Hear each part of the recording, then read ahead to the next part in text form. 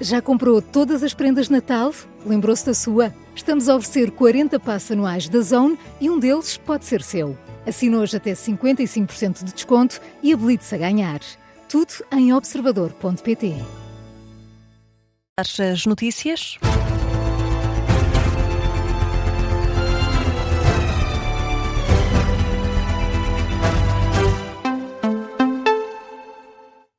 Jornal das 11, com a edição da Diana Rosa. E, Diana, começamos com o debate entre Luís Marques Mendes e Catarina Martins. Os dois trocaram acusações sobre independência e estabilidade. Marques Mendes puxa pelos tempos da geringonça para afirmar que a candidata apoiada pelo Bloco de Esquerda não tem perfil para ser Presidente da República e dá este exemplo. A Catarina Martins não tem melhor coração do que qualquer um de nós, quer evidentemente o melhor para o país, como todos nós queremos. A grande questão que está aqui são os caminhos para lá chegar. Dois dos meus grandes objetivos, porque estão ligados, são o quê? A estabilidade e a ambição. E a esse respeito há uma divergência que eu tenho com a Catarina Martins. A Catarina Martins, em 2022, provocou uma crise política, lançando o país na instabilidade, não aprovando um orçamento do governo de então. Catarina Martins responde: considero que Luís Marques Mendes faria exatamente o mesmo, mas em 2022. Eu registro, por exemplo, que Marques Mendes reconheceu em 2018 como eu cumpri tudo o que acordei e o governo de 2015 e 2019 foi um governo absolutamente estável. Mas registro também que Marques Mendes vem dizer, e eu isso acho irresponsável, que faria o mesmo que Marcelo Rebelo de Sousa fez. E se um Presidente da República deixa que os orçamentos sejam usados pelos governos como uma espécie de moção de censura, conforme lhes dá jeito no calendário eleitoral, nós passamos a vida enredados em taticismos partidários e eleitorais e nunca o Parlamento é obrigado a debater realmente a vida das pessoas e as soluções. No debate de hoje entre os dois candidatos, a greve geral e a alteração à lei laboral foi outro dos temas quentes. A candidata apoiada pelo Bloco descreve as alterações propostas pelo Governo como um problema para um regime democrático. O que o Governo põe em cima da mesa é uma questão de regime. E é por isso que eu acho que uma Presidente da República deve ser clara sobre o que pensa nestas questões de regime. Porque uma fragilização muito grande de quem vive do seu trabalho é um problema para a economia, é um problema para os direitos de quem trabalha, é um problema até do próprio regime democrático, do sistema democrático, do equilíbrio de poderes. E se nós continuarmos a discutir formas de desvalorizar quem trabalha, em vez de discutirmos formas de qualificar a nossa economia, estamos a fazer o debate errado. Sem querer entrar nessa luta, Luís Marques Mendes sublinha que Catarina Martins está a debater com o candidato à presidência e não com o Governo. Eu não sou o Governo. Se a Catarina Martins quiser debater com o Governo, com certeza, seguramente que vai ter um estúdio de televisão que a convida para esse efeito. Eu estou numa perspectiva de poder ser Presidente da República. Entre nós há uma diferença essencial, com todo o respeito que tenho por si. Ninguém sabe numa eleição quem ganha ou quem perde.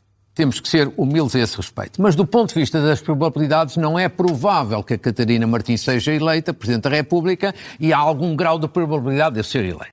A migração também foi discutida com divergências entre os dois candidatos. O próximo debate é amanhã às 9:00. Frente a frente vão estar o atual líder do Chega, André Ventura, e o candidato apoiado pelo PCP, António Filipe.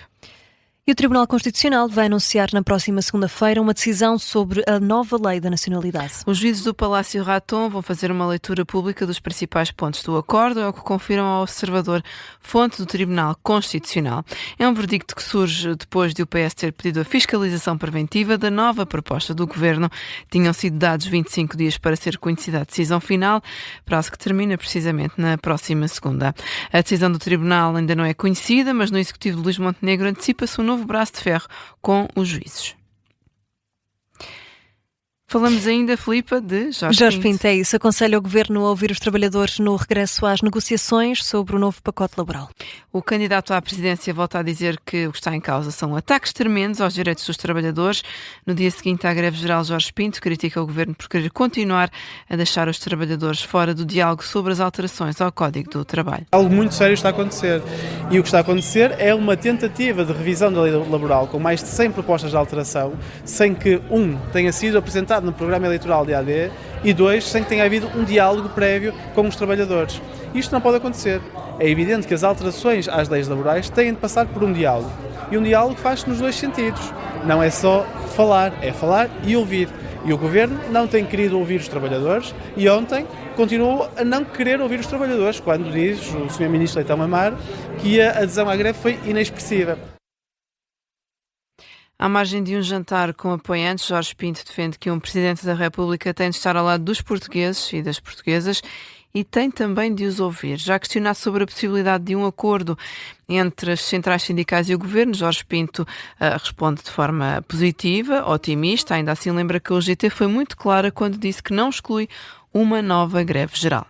E Diana, o pacote laboral do Governo está mais perto de receber um sinal vermelho. O Chega anuncia que vai votar contra caso não sejam alteradas algumas matérias. Exemplo disso é o despedimento e as alterações na área da parentalidade. Aviso deixado hoje por André Ventura, que diz que não vai passar este documento tal como está. Se fosse como está agora, está mal, está contra. Porque está errado, é um ataque a quem trabalha, é um ataque a quem investe, é um ataque a quem se esforça. É tão simples como isto. Agora, isto ainda é um anteprojeto, isto tem matéria de ser desenvolvida. Eu já lhes dei vários exemplos. Há questões como do banco de horas, da licença de parentalidade, em que pode haver evolução, e que pode haver evolução ainda de negociação. Se o Governo não o quiser fazer, tenho muita pena que não aconteça. O Presidente do Chega acusou o Governo de estar a prejudicar os trabalhadores e a cometer um erro. Entretanto, a Ministra do Trabalho convocou a UGT para uma nova reunião na próxima terça-feira. E os sindicatos da PSP voltaram hoje a sair desiludidos de uma reunião no Ministério da Administração Interna. Falam numa situação aflitiva. Maria Lúcia Amaral propôs um aumento de 2,2% em todos os suplementos no próximo ano, tal como no resto da função pública. É manifestamente insuficiente para as estruturas sindicais. A Ministra garantiu, no entanto, que todos os suplementos atribuídos de acordo com a função que a Polícia desempenha vão ser revistos sem adiantar uma data. O Presidente do Sindicato Nacional dos Oficiais de Polícia, que classificou como inacreditável o aumento proposto, lembrando que os suplementos não são revistos na PSP há quase 20 anos. Fala numa situação aflitiva e faz as contas. Esta atualização significa um gasto total de 890 mil euros na PSP. Também o presidente do Sindicato Nacional da Polícia discorda da atualização, diz que se trata de tostões. E o Tribunal de Beja começa a julgar na segunda-feira 35 arguidos no âmbito da exploração de imigrantes no Alentejo. Estão pronunciados por crimes de tráfico de pessoas, associação criminosa, auxílio à imigração ilegal e branqueamento de capitais. A primeira sessão de julgamento está marcada para as 9h30 da manhã, nas instalações do Tribunal de Beja. Este é um dos processos que resultam da denominada Operação Espelho. Foi desenvolvida pela Polícia Judiciária em novembro de 2023, relacionada com a alegada exploração de dezenas de trabalhadores imigrantes em herdades agrícolas no Alentejo. 7 minutos para lá das 11 da noite. Diana, vamos atualizar as notícias no âmbito local. No Porto vai ser instalada mais de uma centena de novas câmaras de videovigilância. Os equipamentos estão a ser instalados nos bairros Marchal Gomes da Costa, Pasteleira e Pinheiro Torres, mas também noutras zonas, por exemplo, Foz, A Esprela, Campanhã e Paranhos, e junto ao terminal intermodal e ao Estádio do Dragão. A entrada em funcionamento das novas câmaras foi acompanhada pelo autarca Pedro Duarte. O presidente da Câmara acredita que estes equipamentos podem atenuar, dissuadir os comportamentos e devolver a segurança aos cidadãos. Leiria vai receber entre amanhã e terça-feira o Campeonato Nacional de Júniores e Séniores em Piscina Curta. Trata-se de uma das provas mais importantes do calendário da natação portuguesa. O evento reúne perto de 450 nadadores, incluindo Diogo Ribeiro, campeão mundial de 50 e 100 metros de mariposa. A competição realiza-se nas piscinas municipais.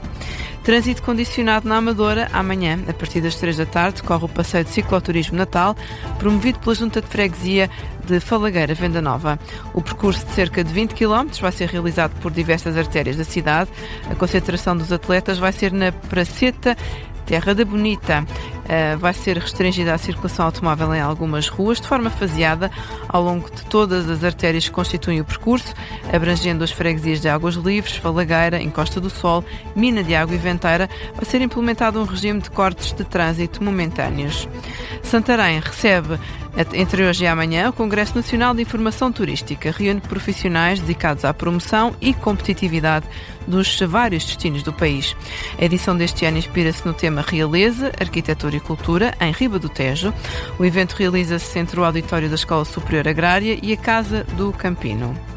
A Infraestruturas de Portugal estima um investimento de 20 milhões de euros em obras para restaurar a Estrada Nacional 378, que liga o Seixal a Sesimbra.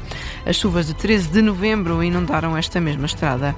A IP anuncia que está muito perto de lançar as obras que vão melhorar a circulação, incluindo uma nova drenagem e pavimento. Os moradores de Santa Maria da Feira criticam a Câmara Municipal pelas inundações contínuas em Rio Meão. As falhas no escoamento de águas pluviais são descritas como graves e prolongadas. A situação foi denunciada à Lusa por uma família que já apresentou queixas formais a várias entidades. Argumenta esta família que a causa de todo este problema está num alegado entubamento ilícito da Ribeira. Assim que fechamos o Jornal das 11.